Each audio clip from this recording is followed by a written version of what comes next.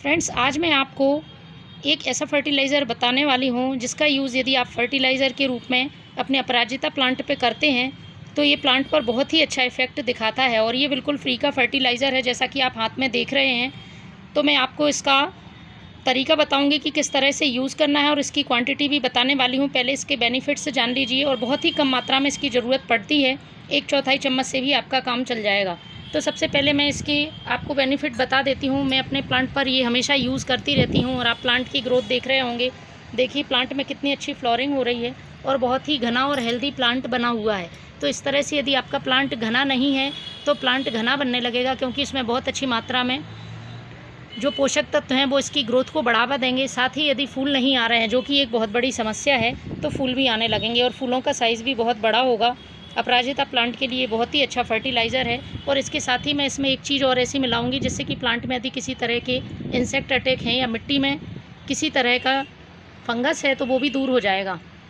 तो चलिए शुरू करते हैं किस तरह से इस फर्टिलाइज़र को बनाना है। और बहुत ही आसान फर्टिलाइज़र है। इसके पहले आप अपराजिता की केयर से संबंधित 2 से 3 बातें जान लें, क्योंकि कभी कभी हम केयर में भी गड़बड़ी कर देते हैं, उसकी वजह से भी हमारे प्लांट में फूल नहीं आते हैं।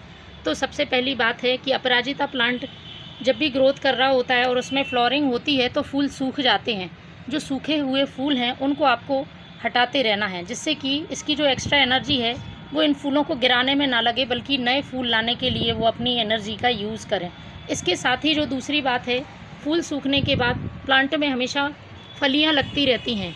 तो वो फलियां जो लगती हैं, जो बीज बनते हैं, वो बीज आपको नहीं बनने देना है। यदि बीज बनने लगते हैं तो प्लांट की ग्रोथ वहीं पर ही रुक जाती है। तीसरी बात इसमें ध्यान रखने की है, ये एक बेल वाला पौधा है और बेल रूप में इसकी सारी ब्रांचेस बढ़ती हैं, तो इनको आपको सपोर्ट दे के रखना है। इस तरह से देखिए मैंने अपने प्लांट में इस लकड़ी का सपोर्ट दिया हुआ है। तो आप जिस भी तरह से, या तो आप रस्सियों से बांध के इसको सपोर्ट दें या लकड़ियों की मदद से इसको सहारा दें। सहारा जितना अच्छे से देंगे आप, प्लांट उतनी ही अच्छी तरह से ग्रोथ करेगा। अब बात कर लेते हैं इसमें फूल ना आने की समस्या के बारे में। तो फ्रेंड्स, फूल ना आने के कई कारण होते हैं, जैसे कि यदि प्लांट पर इंसेक्ट अटैक हो जाता है तो प्लांट की ग्रोथ रुक जाती है और प्लांट में फूल नहीं आते हैं।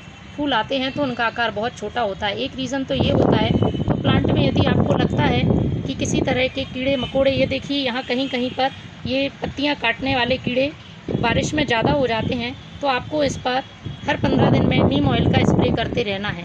इसके बाद यदि कीड़े का अटैक नहीं है और फिर भी प्लांट में ग्रोथ नहीं हो रही है या उसके फूलों का आकार नहीं बढ़ रहा है, फूल नहीं आ रहे हैं, तो उसके लिए फिर आपको पोषक तत्व देने की ज़रूरत है।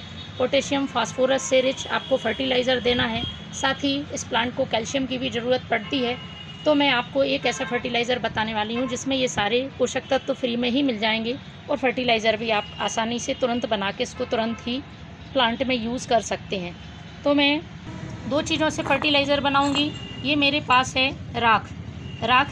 आप जानते होंगे पौधों में इसका बहुत ज़्यादा इस्तेमाल होता है और इसके बहुत ज़्यादा फ़ायदे हैं। बस इसमें आपको क्वांटिटी का ध्यान रखना पड़ता है। इसमें बहुत सारे मैक्रो न्यूट्रिएंट्स पाए जाते हैं। Phosphorus, potassium, iron, magnesium, calcium से रिच होती है, लेकिन इसकी हमको क्वांटिटी बहुत कम यूज़ करनी पड़ती है, क्योंकि इसका जो नेचर होता है वो क्षारीय होता है। और मिट्टी में यदि ये ज़्यादा पहुँच जाती है तो मिट्टी का जो पीएच है वो गड़बड़ हो जाता है और प्लांट की ग्रोथ रुक जाती है। इसलिए आपको इसकी क्वांटिटी का बहुत ध्यान रखना है प्लांट में यूज़ करते समय।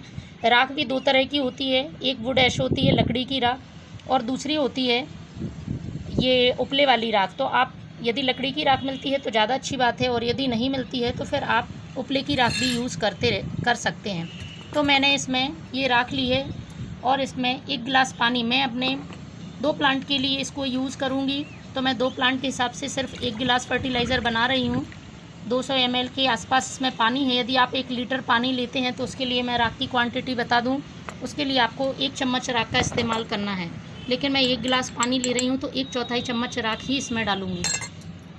दूसरी बात, आप राख को डायरेक्ट मिट्टी में भी डाल सकते हैं, लेकिन मिट्टी में डालने के लिए आपको उसको पहले कंपोस्ट में मिक्स करना होगा, फिर आप मिट्टी में डालेंगे। इसलिए मैं इसे लिक्विड रूप में यूज़ कर रही हूँ। तो इस तरह से मैंने 1/4 चम्मच इसमें राख डाल ली है। साथ ही इसमें एक और चीज़ डालनी है, ये भी मैं 1/4 चम्मच ही लूँगी। ये है हल्दी पाउडर। मिट्टी में किसी तरह के फंगस या कीड़े, इंसेक्ट होंगे, चींटियाँ होंगी, वो बिल्कुल से दूर होंगी, क्योंकि ये जड़ों को खाती रहती हैं चींटियाँ और इंसेक्ट, और हमारा प्लांट ग्रोथ नहीं करता है। हमें पता नहीं चलता है कि आखिर प्लांट के साथ क्या हो रहा है, और प्लांट में फूल आना भी बंद हो जाते हैं। तो उनकी जड़ों में किसी तरह का फंगस या कीड़े ना लगें, इसके लिए मिट्टी में भी हमें समय समय पर किसी तरह का फंगीसाइड या पेस्टिसाइड डालते रहना चाहिए। तो ये देखिए, ये फर्टिलाइज़र बिल्कुल तैयार है और बहुत ही सिंपल फर्टिलाइज़र है। आप इसको सॉइल में आसानी से डाल सकते हैं। आधा गिलास मैंने इसमें डाल दिया, आधा गिलास मैं दूसरे प्लांट में डालूँगी। और फर्टिलाइज़र डालने से पहले आप मिट्टी की एक बार गुड़ाई ज़रूर कर लें। तो फ्रेंड्स, यदि ऐसा काम करते हैं आप, इसमें महीने में एक बार भी ये फर्टिलाइज़र डाल देते हैं, तो आपके अपराजिता पे आपको किसी दूसरे फर्टिलाइज़र की ज़रूरत नहीं पड़ेगी। प्लांट अच्छी तरह से ग्रोथ करता रहेगा। Thank you.